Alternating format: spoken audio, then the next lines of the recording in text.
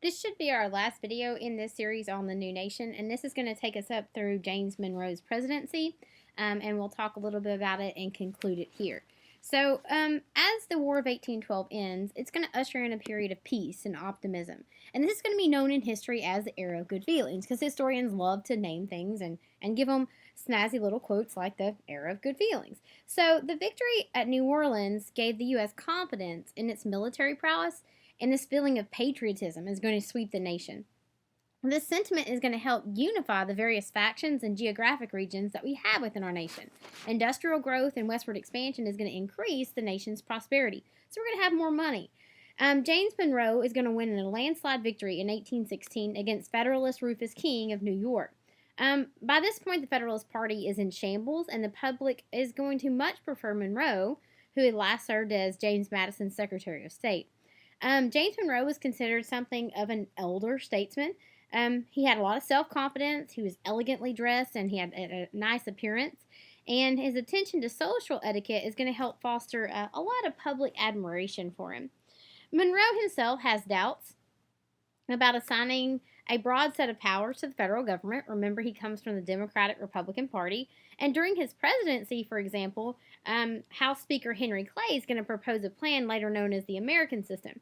Clay is going to want the government to lead in constructing roads and canals and establishing tariffs that are going to benefit northern manufacturers, and Monroe is going to disagree with this. I mean, the federal government doesn't have the power to do that. Clay is successfully going to rally Congress on his side, and it's going to help speed the development of the West, but it's going to be something that Monroe opposes, and he opposes it because of his view on the role of government. He views that the government doesn't have the right, doesn't have the power to build infrastructure in the United States. The Monroe administration is going to sign the Treaty of 1818 with Britain, which is going to fix the U.S.-Canada boundary at the 49th parallel. And this is going to extend from the Great Lakes, and it's all the way west to the Rocky Mountains. And Britain and the United States are going to agree to jointly occupy Oregon, and the U.S. is going to convince Spain and Russia to relinquish their claims to this region. And so the Oregon Territory, later on in 1840s, we're going to have a boundary dispute between Britain and the U.S., to which the U.S. threatens war with Britain if they don't agree to their terms. Luckily, Britain does, and we avoid a third war with Britain in the 1840s. So let's look at these canals and railroads that are going to be built. So in addition to the development of trails and roads heading west, the first half of the 19th century is going to see the expansion of water transportation routes. This is going to make it easier for people to trade between regions, and it's going to facilitate the developments of towns and cities in the West. Instead of everyone living in the rural countryside, we'll have a place for cities where people will live. The Erie Canal, for example, is going to allow trade and transportation between the Atlantic Ocean and the Great Lakes. It's going to connect the Hudson River in eastern New York to Buffalo on the shores of Lake Erie in far western New York. Other canals are going to serve very similar functions in the northeastern United States. Now, the canals depended on efficient engineering technologies. For example, engineers are going to construct lift locks, also called boat lifts, to raise or lower boats from one elevation to another. And these locks are going to allow canals to be built in hilly areas, and it's going to enable products to be transported over a greater territory. And the development of railroads is going to begin in the 1820s, and that's going to make the canals less important, and it's going to continue the trend towards expansion into the West. And we know eventually that expansion is going to encompass the entire North America from the Atlantic Ocean to the Pacific Ocean, and we know that we call that manifest destiny. But from 1830, the Baltimore and Ohio Railroad is going to carry passengers and goods from Baltimore to the Ohio River, and many other railroads are going to be constructed between the 1830s and 1860s. And this is going to culminate in the Transcontinental Railroad connecting the Atlantic to the Pacific in 1869. We're going to acquire territory incrementally along the way in order to make that happen, and we'll talk about that land acquisition as we move west. These developments in transportation are going to depend upon government support. So some politicians, such as Henry Clay of Kentucky, are going to advocate strong federal support for transportation, including railroads and canals. This is going to make Clay and like-minded politicians very popular in Ohio and other western areas in the early to mid-19th century. We also see the emergence of factories. And we're going to revisit this later when we talk about the Industrial Revolution, along with reform movements, which is a couple sections removed from what we're talking about now. But by the beginning of the 19th century, the Industrial Revolution is going to begin to take hold in the new nation. Shipbuilding and iron manufacturing had already become very important industries, and the production of firearms had promoted the development of machines and tools that could be used to produce other items. Eli Whitney gives us the cotton gin in 1793, and he also gives us standardized parts, interchangeable parts. Although industrial growth didn't skyrocket until the 1830s, industrial production is going to grow steadily before 1830, and particularly in the Northeast. We're going to come back and revisit this concept of how the War of 1812 spurs on the Industrial Revolution in the United States. We no longer can get industrial products from France and Britain, and so we have to go ahead and make those products ourselves, thus spurring on industrialization in the United States. New England served as the most significant center for industrial development during this period. New canals are going to connect inland areas directly to Boston, and therefore Boston Harbor, from which goods could be shipped across the Atlantic, is going to become very popular. And the decline of imports from Great Britain after the War of 1812 is going to create this new demand for American goods. And these New England entrepreneurs are going to take advantage of this opportunity. The textile industry especially gained ground in the early part of the century, and this prompts the development for new factory towns. And the most famous industrial town to develop during this period was in Lowell, Massachusetts. It's sometimes called the cradle of the American Industrial Revolution. Entrepreneur F.C. Lowell built his first textile mill in Waltham, Massachusetts, and he develops a system by which young women, known as mill girls, worked in textile factories while living in company-owned boarding houses. And this system becomes known as the Lowell system. And the Lowell factory was the first to produce finished cloth from raw cotton within the same factory.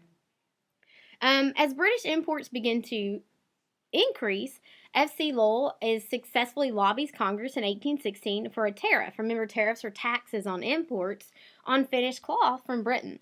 And after Lowell's death in 1817, his partners established the factory city of Lowell, taking advantage of an existing canal, which they modified to accommodate their expected level of production.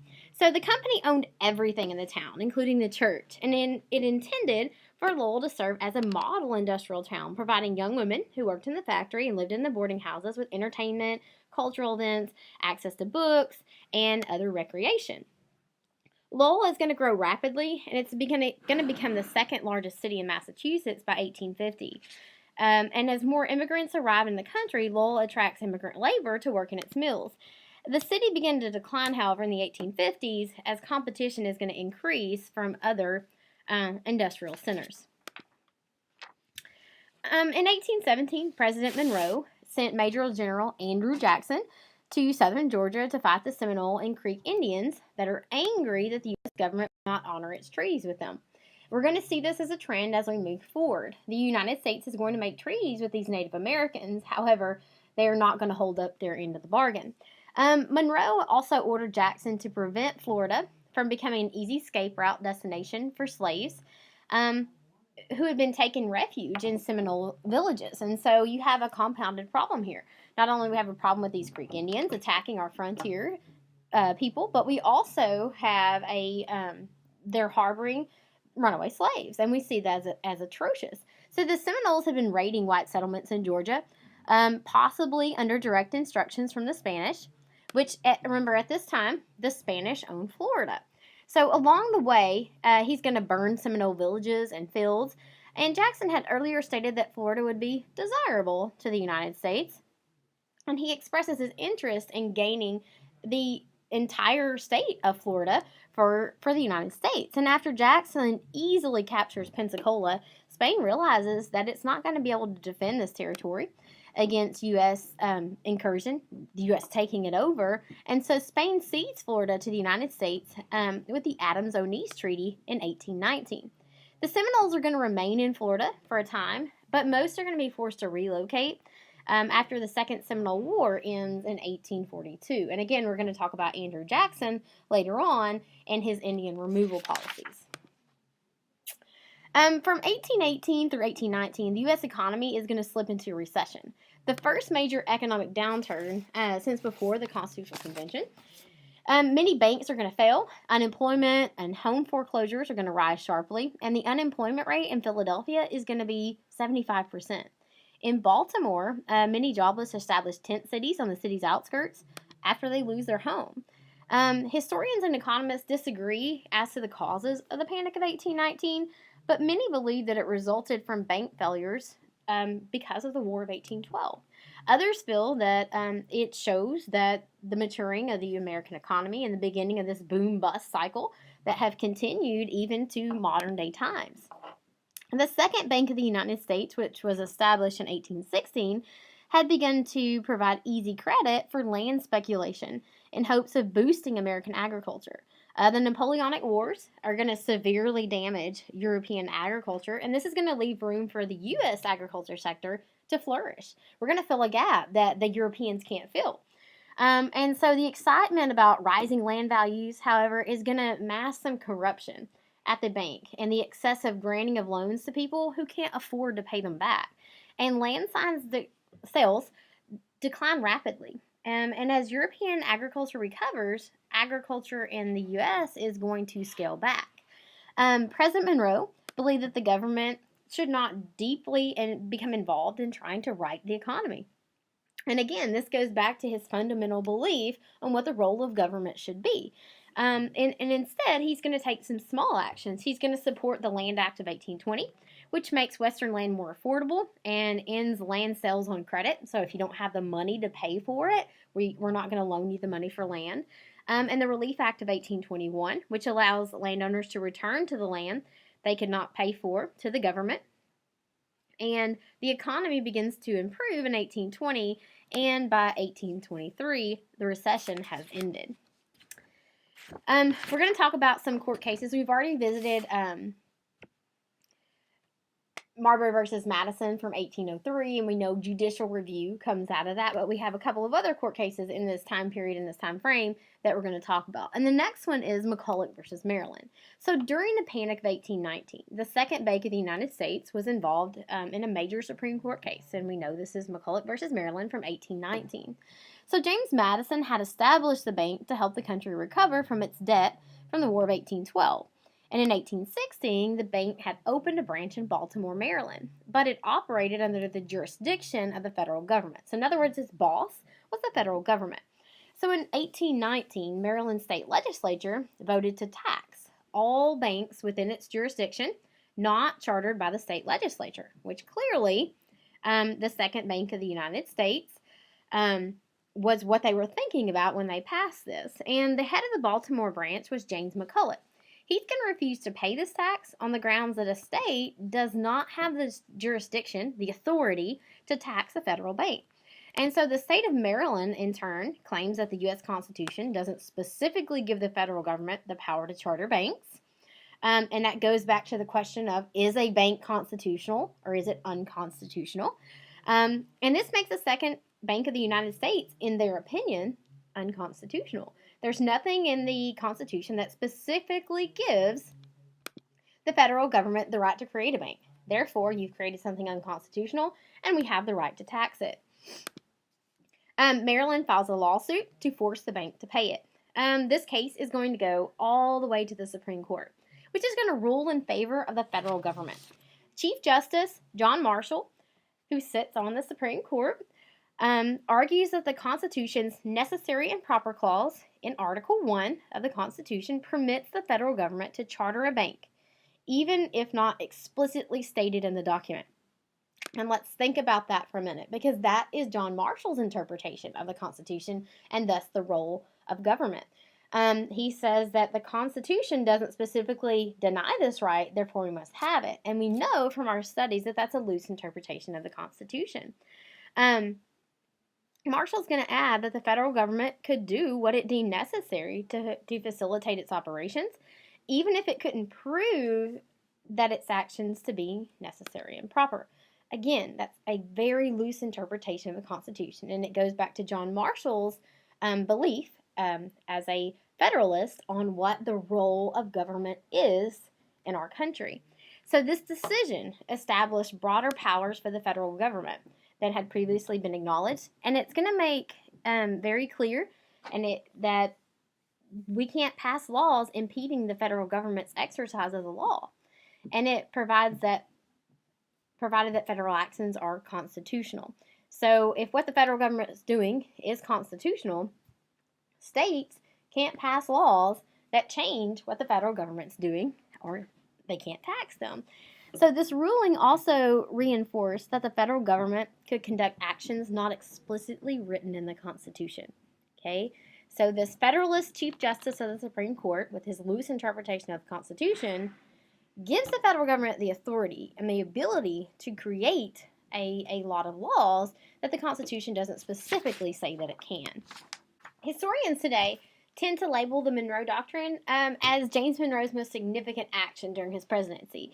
And this declaration, which Monroe is going to deliver to Congress in December of 1823, states that the U.S. should defend the independent countries in the Western Hemisphere against European interference.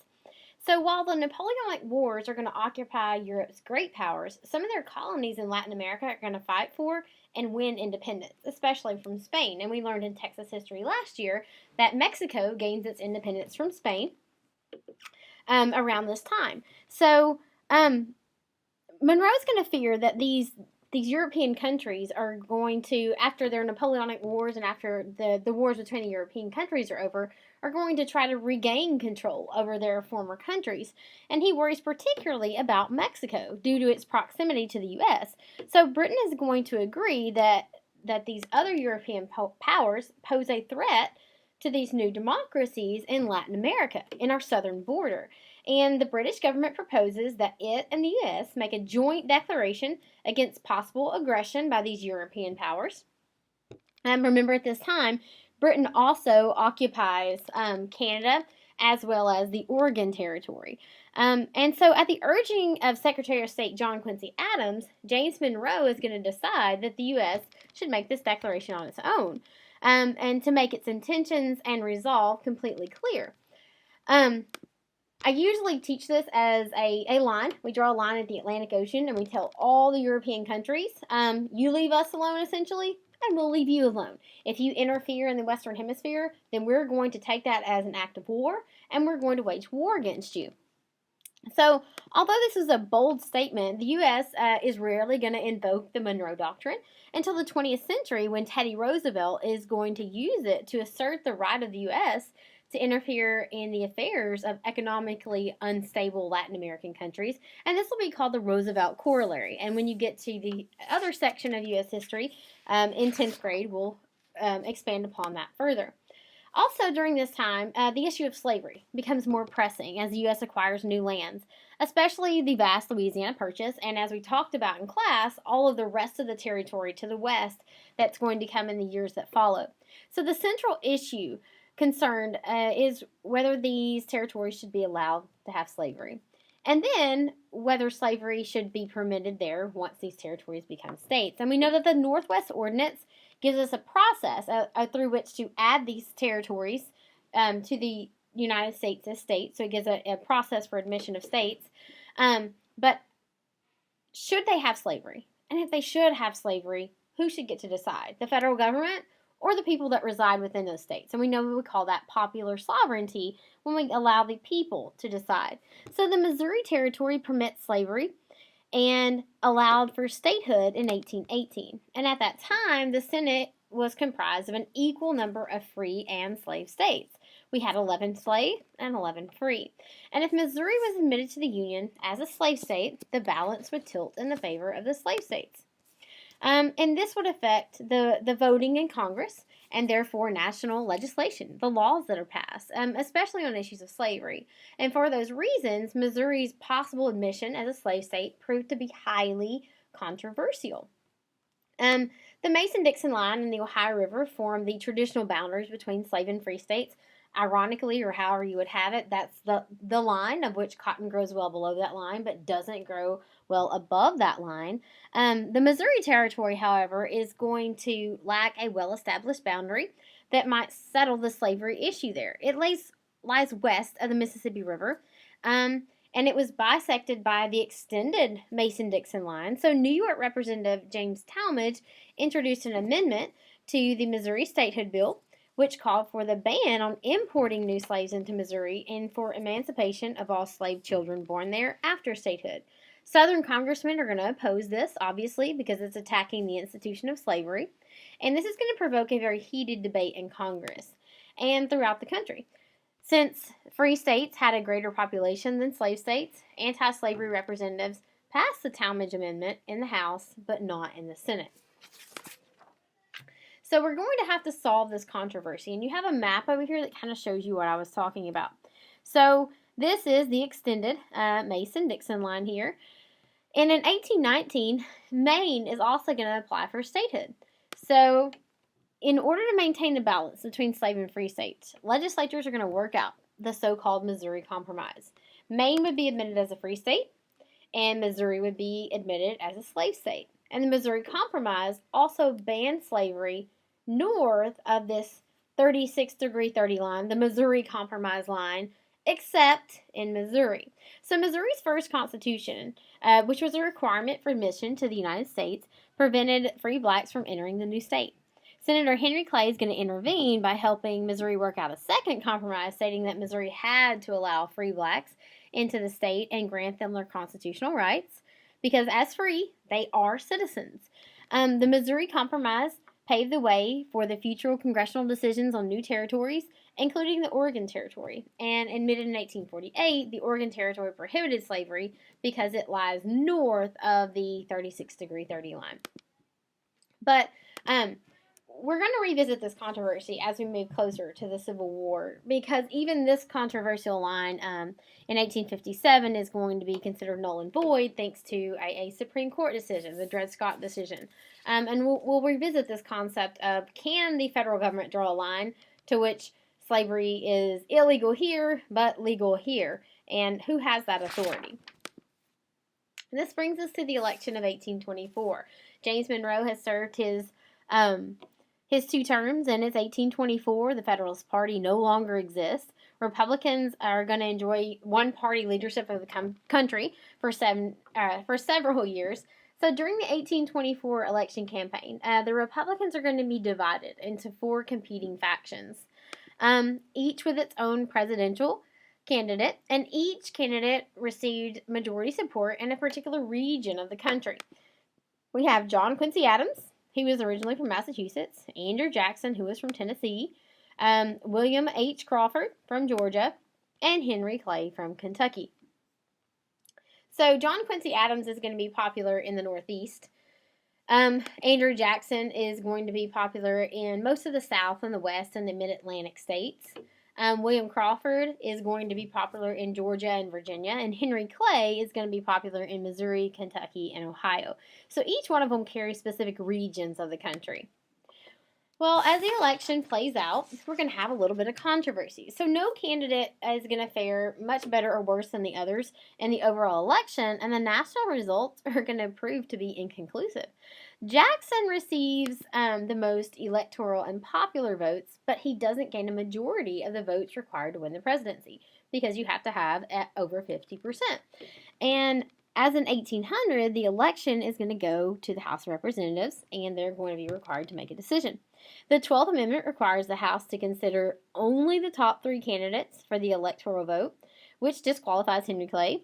Clay was the Speaker of the House, and he supported Adams over Jackson because he strongly dislikes Jackson. And so the House elects Adams with representatives of 13 states supporting him, as opposed to 7 for Jackson and 4 for Crawford.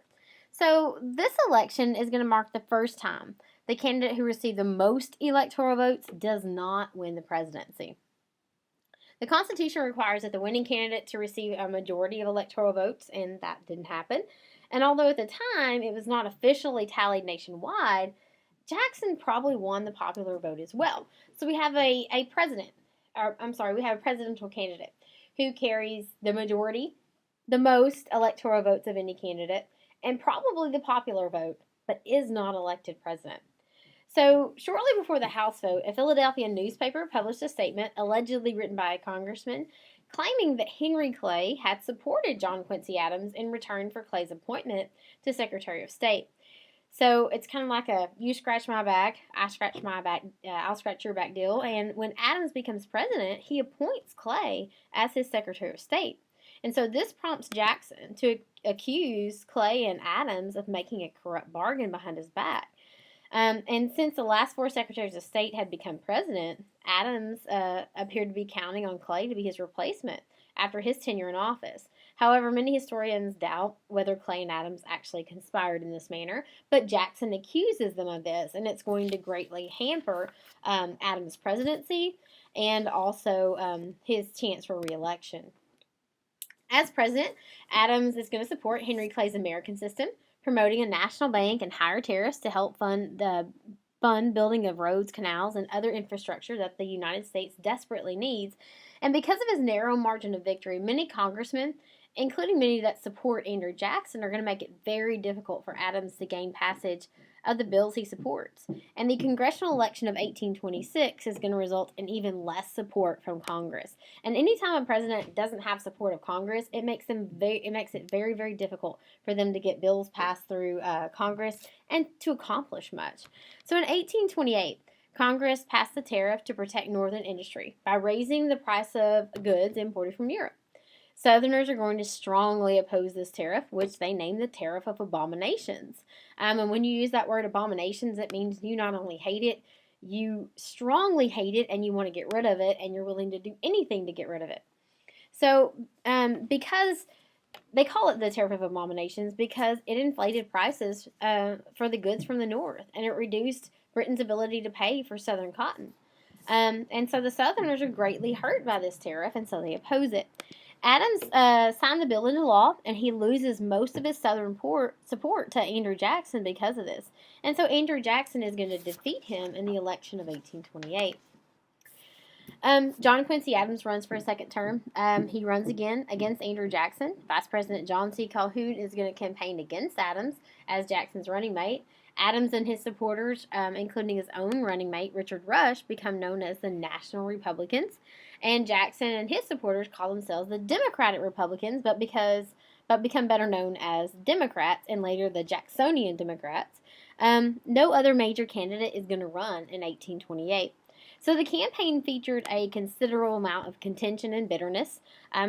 Jackson called Adams out after the election of 1824, accused him of shady dealings, the corrupt bargain, and Jackson's supporters greatly hamper Adams' presidency. So Adams' campaign, for example, is going to attack Jackson and his wife, Rachel, for having been married before she was divorced from her first husband.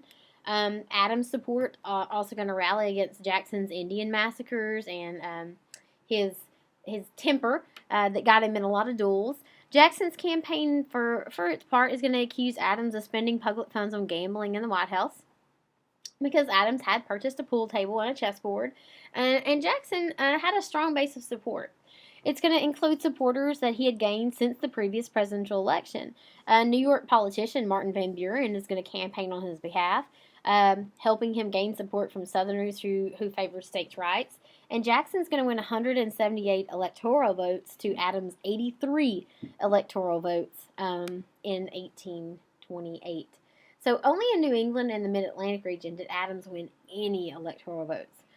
Jackson is going to take office in 1833 with a lot of resentment towards Adams' supporters, who had attacked his wife, and his wife is later going to die of a heart attack, and Jackson's going to blame her death on this mudslinging that occurred against her during his campaign. Many historians are going to regard Jackson's presidency as the beginning of a new era in American history. The United States was no longer a new nation, but a maturing one, and it's going to face a different set of problems over the next 2 decades as we become familiar in what we're doing, and we solidify ourselves and we have a place on the world stage. We'll get some discussion questions from this PowerPoint. Again, this concludes what we're doing here. Hopefully you've gotten something out of these videos. Question number 1, what was the significance of the Supreme Court's decision in McCulloch versus Maryland? Number 2, what was the Monroe Doctrine and why was it drafted? And what was the outcome of the Missouri Compromise? if you will work on those, if you have any questions, let me know. Feel free to email me, ask me in class on Tuesday. I hope y'all have a great weekend.